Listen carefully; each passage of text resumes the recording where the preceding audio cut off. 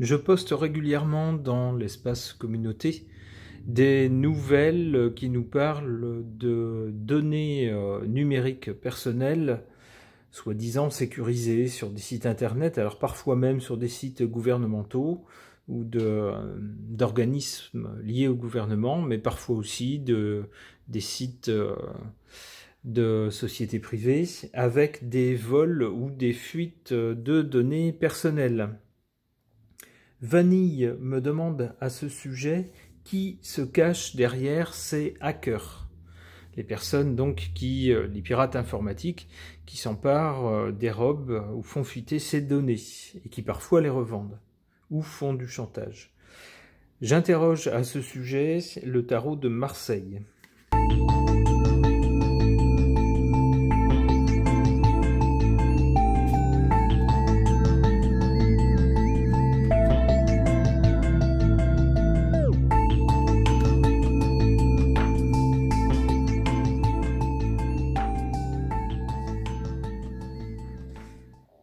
La première carte ici nous parle de monde, donc semble nous dire que pour ces hackers, ce sont souvent des gens qui sont en lien. Alors si ce sont des groupes de gens qui se connaissent, ce sont des groupes qui font fi des frontières, des gens qui sont dans des pays différents, mais qui se connaissent entre eux.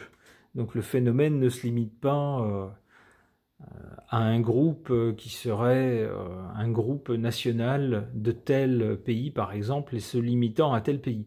S'ils s'attaquent à un organisme de tel ou tel pays, en tout cas, eux, c'est ce qu'on semble nous dire, hein, ce sont des gens qui se connaissent, mais qui sont dans des pays différents. Qu'est-ce qu'ils font? Eh bien, ils sèment l'inquiétude dans tout un pays.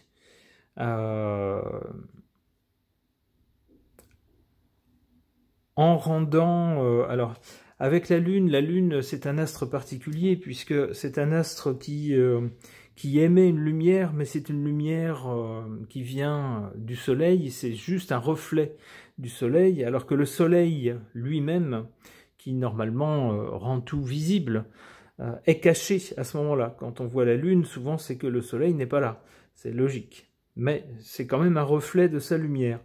Donc c'est un astre nocturne, mais qui rend quand même, d'une certaine façon, les choses visibles lorsqu'il brille, mais pas pour les bonnes raisons. Ici, pas pour les bonnes raisons, puisqu'il met en lumière les données personnelles des gens, alors que celles-ci devraient justement être, comment dire, gardées secrètes, n'appartenir qu'au profil de la personne et ne jamais s'en échapper. Et bien là, avec la Lune met en lumière, alors qu'elle ne le devrait pas, ces données. On a bien ici, sur cette carte, on voit donc des choses qui sont apparentes, qui sont rendues apparentes depuis les ténèbres, alors qu'elles devraient y rester. Et puis on voit ici une bestiole cachée et qui, avec ses pinces, en tout cas, ne semble pas avoir de bonnes intentions. Donc j'y vois ici les hackers qui sont bien sûr, qui avant de commettre leurs actes ne se signalent pas, bien sûr. Ils se cachent. C'est pas des gens qui vous disent bonjour, je suis un hacker et je viens. Vous permettez que je vous pique vos données personnelles. Non, c'est pas ça. On ne le sait pas, on ne s'en rend compte qu'après, et ces gens sont cachés. Alors pourquoi ici le but? Avec le pape, j'y vois une espèce de doctrine, une espèce de, comment on pourrait dire ça, des gens qui ont des idées politiques ou des convictions, ou qui font ça, donc dans un but presque philosophique, pour une action politique, ou comment on pourrait dire ça, ce sont des activistes, voilà, c'est le mot que je cherchais, c'est de l'activisme. Des gens qui, par exemple, vont être mécontents de tel gouvernement et qui, pour embêter ce gouvernement, vont s'en prendre à des sites gouvernementaux et faire fuiter des données, par exemple. Et on voit que ce sont des gens qui alors c'est de nature politique ou philosophique, hein, cet activisme, leurs convictions, mais qu'ils se parlent entre eux ou qu'ils arrivent à convaincre d'autres personnes ou qu'eux mêmes ont écouté un discours disant ce que fait tel gouvernement, c'est nul, et personne ne dit rien, personne ne fait rien, ben, si nous on va faire quelque chose, on va flinguer leur site ou on va faire fuiter les données. Ce genre de choses. C'est ce que je vois dans cette carte, hein. Une sorte d'idéologie avec une personne qui prêche une idéologie, des valeurs, ça c'est bien, ça c'est pas bien, d'autres personnes qui écoutent et puis qui agissent en fonction de cette idéologie. C'est ce que je comprends avec cette carte.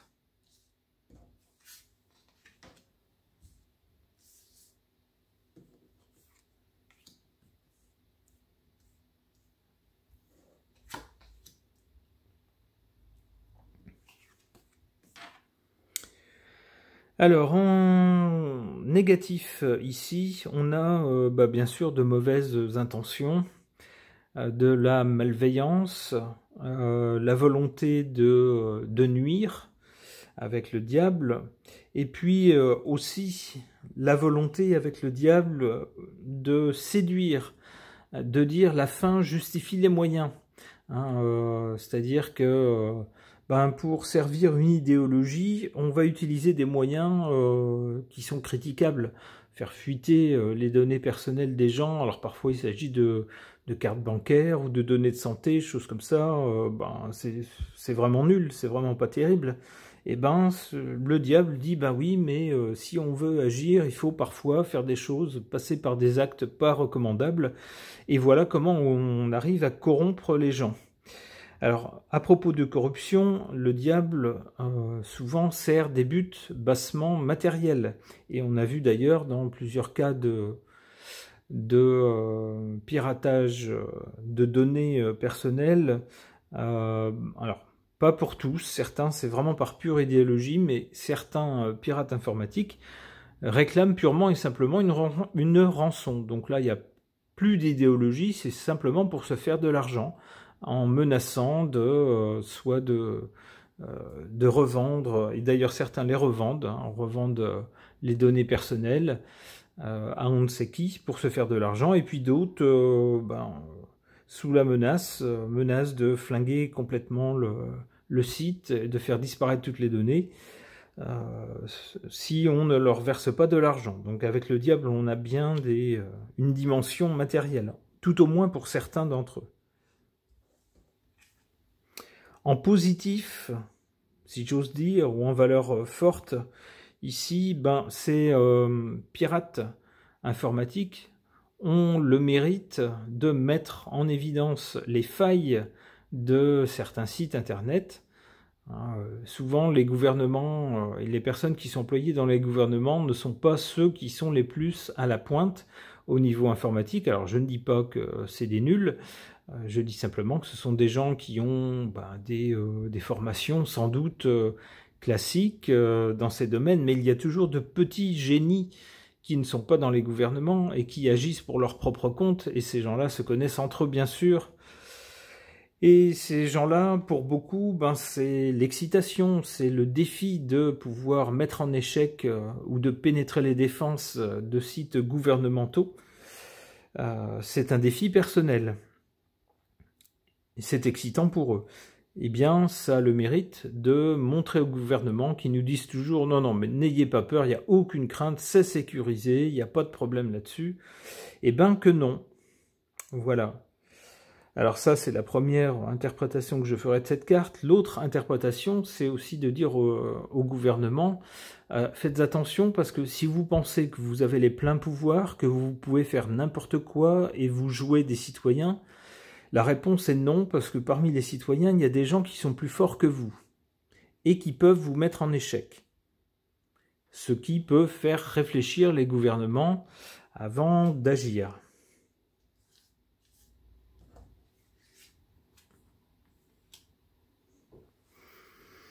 Oui, donc face à cet activisme des pirates informatiques risque de se heurter à un moment donné, et assez rapidement d'ailleurs, on va dire aux chefs de gouvernement qui vont en avoir un peu marre de voir tous leurs efforts pour dématérialiser des pans entiers de l'administration dans un effort d'économie budgétaire ridiculisé par certains hackers et par leur idéologie. Donc, à mon avis, à un certain moment, et sans doute dans pas très longtemps, la carte est en deuxième position, on va voir des communications de gouvernement à ce sujet-là.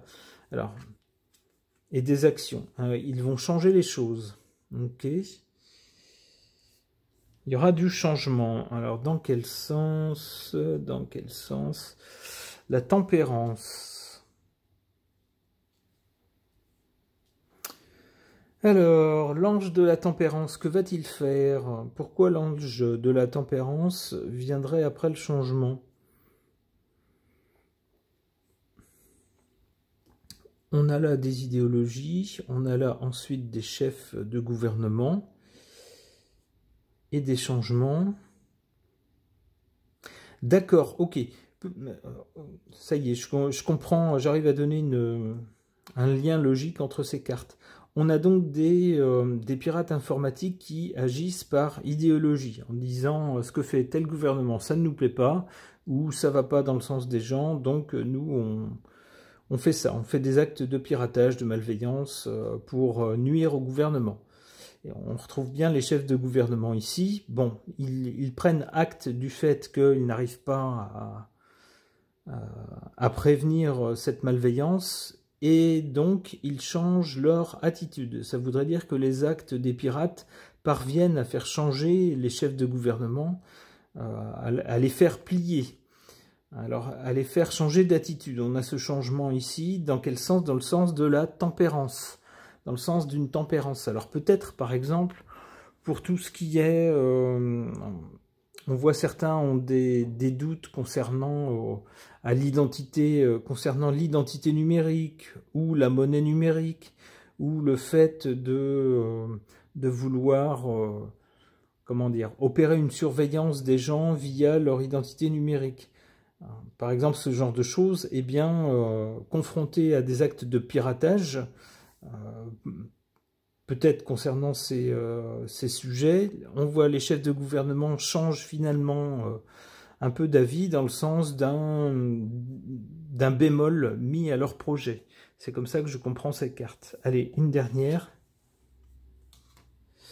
Ouais, même s'ils mettent un bémol, même si les gouvernements ils vont mollo, en se disant oh là là, on va pas y aller trop fort pour pas fâcher les hackers, et il vaut mieux y aller plus doucement et que ça avance plutôt que de vouloir être trop radical et que les hackers fassent tout échouer. Et bien malgré cela, malgré cette tempérance, on retrouve quand même une épreuve de force, un bras de fer entre, je pense, le pouvoir d'un côté et les hackers de l'autre. On voit, c'est pas fini, c'est quelque chose qui va durer. Ok. Concernant les hackers qui se sont illustrés assez souvent ces derniers temps par des vols ou des fuites de données personnelles dématérialisées, j'interroge, à la demande de Vanille, l'oracle doré de Nostradamus.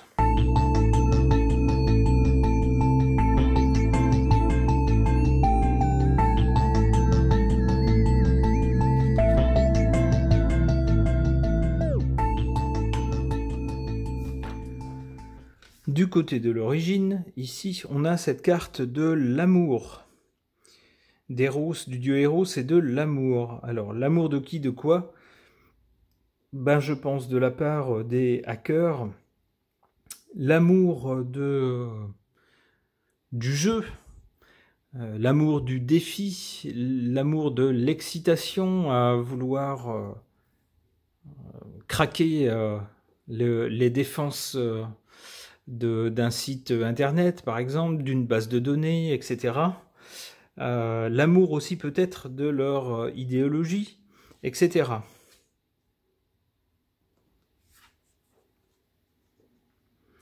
En carte centrale, on a, avec les oiseaux, de la communication, des infos qui circulent. Alors j'y vois les données qui sont normalement enfermées et qui là, avec les oiseaux, bien sûr, s'envolent dans tous les sens.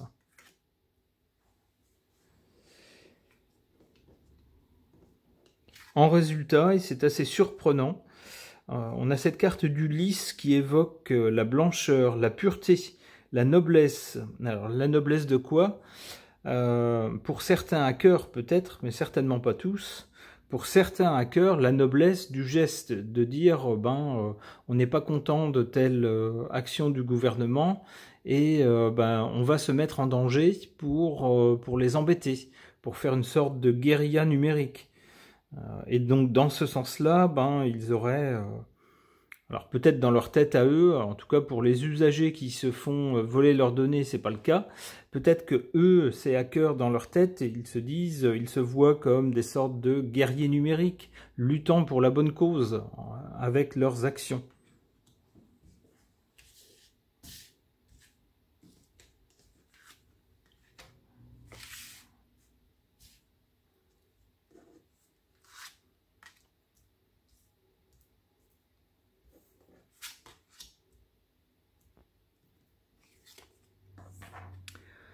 Haha, en défaveur, c'est comme dans le tirage précédent avec le tarot de Marseille. Ici, on a le coffre à bijoux. Donc, on a bien, pour le côté défavorable de ces hackers, le côté l'appât du gain, hein, le côté financier. Donc, soit avec du racket, hein, donc avec des demandes de rançon, ou soit carrément avec la revente de données. On a bien l'appât du gain. C'est le côté négatif de ces hackers, en tout cas pour certains d'entre eux. Le côté positif, et ça rejoint le lys ici, c'est avec cette carte de l'aigle, des gens qui fassent un système informatique qui, pour la plupart des gens, est complètement incompréhensible, hermétique. La grande majorité des gens n'ont pas les connaissances suffisantes en informatique pour savoir comment s'y prendre pour voler des données personnelles, pour déjouer la défense des sites internet, pour craquer les défenses, etc. Mais ces hackers, eux, les ont, et de ce fait, ils planent très haut, au-dessus des connaissances de la moyenne des gens, et y compris des connaissances des gouvernements qui font ce qu'ils peuvent. Les gouvernements tentent de rassurer la population en disant « Ah non, mais tel site c'est sécurisé, les données c'est sécurisé, blablabla, blablabla. » Ouais, mais les hackers, eux, ça les amuse, ils sont bien au-dessus de tout ça. Ils craquent ce qu'ils veulent, quand ils veulent, les faits nous le prouvent.